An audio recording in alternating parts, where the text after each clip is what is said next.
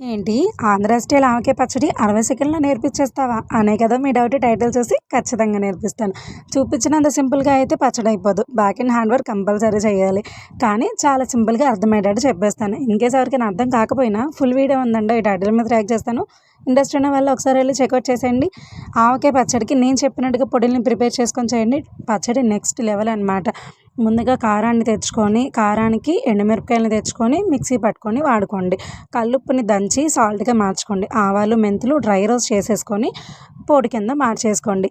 ఇలా చేస్తే taste next లెవెల్లో ఉండేది. మామిడికాయలు తెచ్చుకొని క్లీన్ చేసినాక మనకి కావాల్సిన సైజులో ముక్కలు కొట్టించి జీడి రేకు తీసేసి క్లీన్గా వాష్ చేసేసుకోండి. 4 డబ్బాలు ఆవకాయలకి 1 డబ్బా కారం, 30 డబ్బా ఉప్పు, అర డబ్బా ఆవపిండి, పావు డబ్బా మెంతిపిండి, వెల్లుల్లిపాయలు మనకి కావాల్సినన్ని, నూనె దానికి కావాల్సినంత మొత్తం అంతా వేసి బాగా కలబెట్టేసి 3 రోజులు ఊరబెట్టండి.